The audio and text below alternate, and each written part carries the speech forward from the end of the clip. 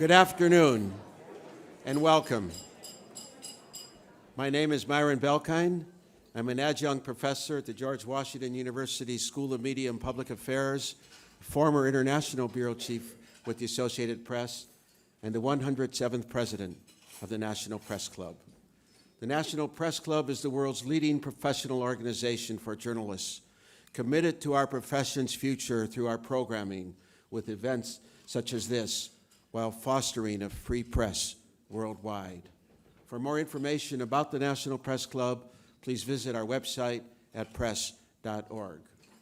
On behalf of our members worldwide, I'd like to welcome our speaker and those of you attending today's event. Our table includes guests of our speaker as well as working journalists who are club members. And so if you hear applause in our audience, I note that members of the general public are attending, so it's not necessarily evidence of a lack of journalistic objectivity. I'd also like to welcome our C-SPAN and public radio audiences. You can follow the action on Twitter using the hashtag NPCLunch. After our guest speech concludes, we'll have a question and answer period. I will ask as many questions as time permits. Now it's time to introduce our head table guests. I'd like each of you to stand briefly as your name is announced. From your right, Wesley Pippert, Director Emeritus of the Missouri Journalism Washington Program. Frederica Dunn, travel writer for the Jamestown Post-Journal in New York State. Michelle Vu, Assistant Managing Editor, The Christian Post. Doris Margolis, President, Editorial Associates, and co-organizer of today's luncheon. Candy Carson, co-author of 2 books with her husband, who is our guest speaker today, and co-founder of the Carson Scholars Fund.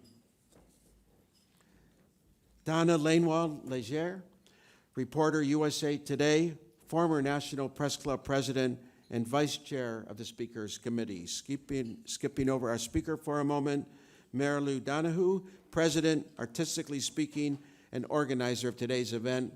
Thank you so much, Mary Lou. Kelly Wright, anchor reporter, Fox News. Megan Pointsky, regional homepage editor, The Washington Post. And Kirby Wilbur, executive director of the National Journalism Center.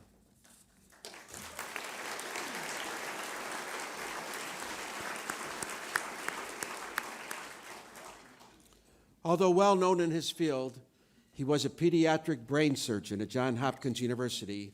Benjamin Carson was not on the political radar until his keynote speech at last year's National Prayer Breakfast. With President Obama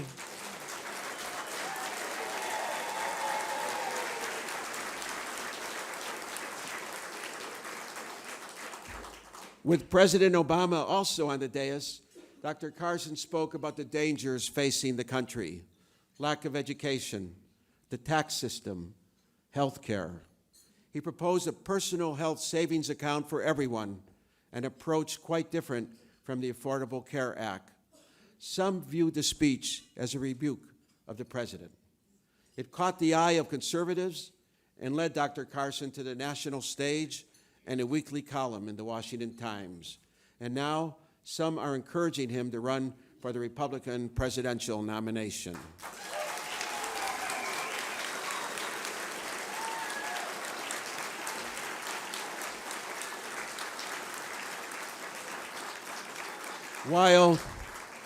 While his views on social issues fit comfortably in the GOP's right wing, he also advocates pragmatism.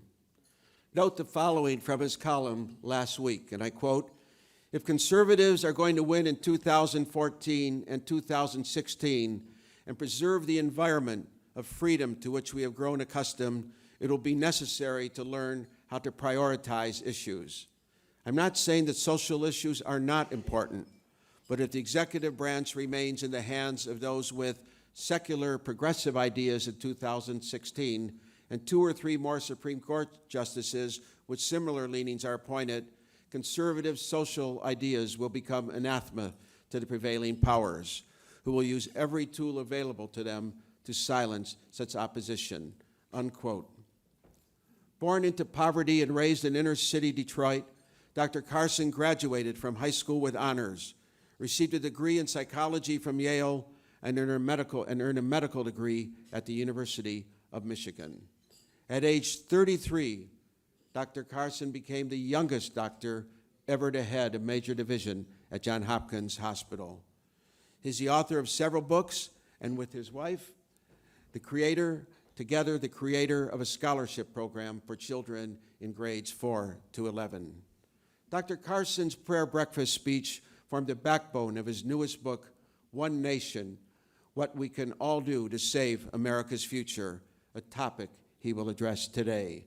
Ladies and gentlemen, please join me in a warm welcome to the National Press Club for Dr. Benjamin Carson.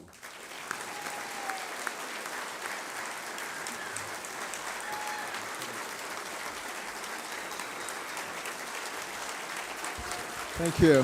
Thank you so much. Thank you. Thank you. Well, Candy and I are absolutely honored to be here. And I'm going to tell you at the end of the talk why I think the press is so important and what their role is in a free society. But first of all, let me just tell you that, I am just so grateful that I was born in this country, which is still a land of dreams. And my dream as a youngster was to be a doctor. I loved anything that had to do with medicine. Dr. Kildare, Dr. Casey, all that stuff. Man, I just couldn't get enough of that. And I even liked going to the doctor's office. So it tells you that I was a bit of a strange kid. But, there were a lot of problems along the way. My parents got divorced early on. My mother discovered that the man she had married when she was 13 years old was a bigamist. And, that resulted in a divorce. She only had a third-grade education. And the job of raising two young sons all by herself in the inner city. But the key thing about my mother, and the thing that she passed on to us that I think was so important, is she refused to be a victim. And she refused to allow us to be victims.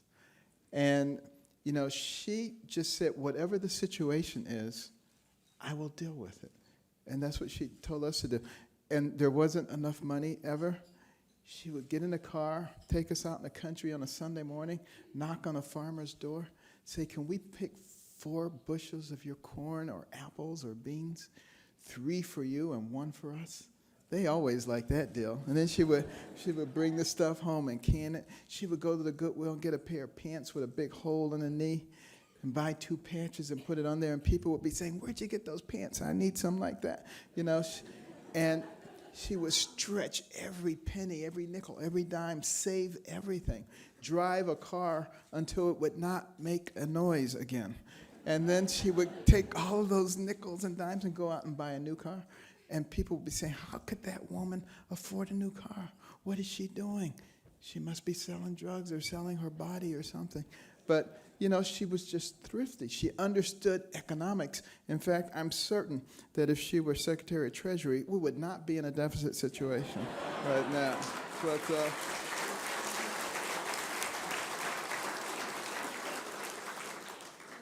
But, fortunately, I was able to benefit from her wisdom because she worked as a domestic, cleaning other people's houses, leaving at 5 in the morning, getting back after midnight, day after day. She worked so hard because she didn't want to be on welfare. She noticed that anybody who went on welfare generally did not come off of it. And she occasionally had to accept food stamps, but it was rare. And she just felt that she needed to be an independent soul. And I was a horrible student, and she was the one that made me start reading books, and my brother also. And I must say, I didn't like the ideal. She came home and turned